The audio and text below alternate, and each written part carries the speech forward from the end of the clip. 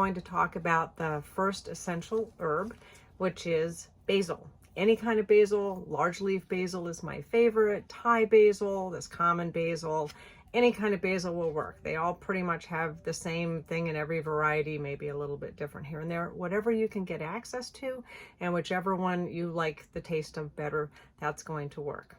Basil. What's special about basil? Well, the number one thing that's special about basil is that it enhances DNA repair. What does that mean? So every time you make a copy of a copy of a copy of a copy, you get the idea that a cell has to replicate, and it needs exactly the right nutrients in order to replicate or make another one of itself perfectly. And if it doesn't, you're going to start having imperfections every time it changes, and that could lead to diseases, genetic disorders, things like that. So where does this come in? Well, if you've got chemotherapy, radiation, a genetic disorder, we're all exposed to EMFs, electromagnetic frequencies, from our phones, from our computers, from everything electronic in the world, and that doesn't help our DNA. And then, of course, if we have a poor diet, we eat a lot of carbohydrates and breads and pizzas and yummy foods and ice creams like that, then we're gonna have a lot of free radicals, and that's going to strongly affect our DNA and our ability to replicate properly. Also, at the end of the DNA is like the end of a shoelace string that's got like the little plastic thing that holds it together. That starts wearing off because of the poor diet, free radicals, all these other exposures that we have, and that's going to age you really fast. So we need lots of food to help us with our DNA repair. And basil is the key. This is the knock it out of the park thing that's going to do it. And it's going to do it because it has certain flavonoids in it. I'll put a link in the description with my article that explains exactly which flavonoids and what oils and everything else that's in here if you want to know that much detail.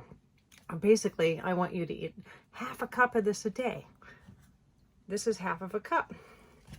If I take most of this plant and I stick it in here, that's how much you need to eat every day. That means you need a lot of basil.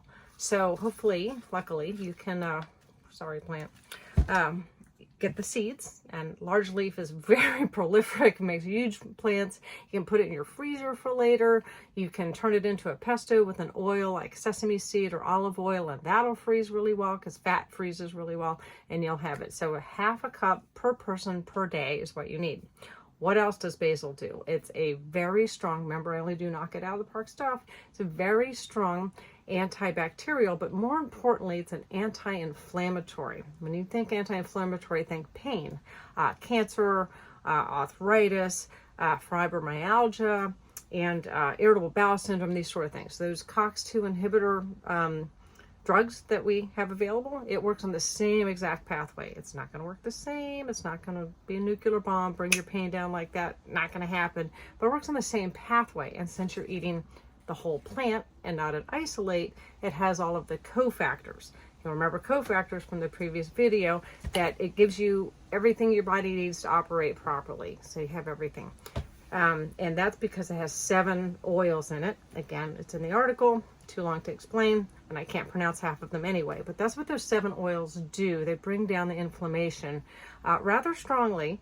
And I found that sesame oil is also a really good thing for some people. It either works like magic or it doesn't work at all. But low-hanging fruit, get some toasted sesame oil, put that on everything, about a tablespoon a day, and see if that doesn't help you.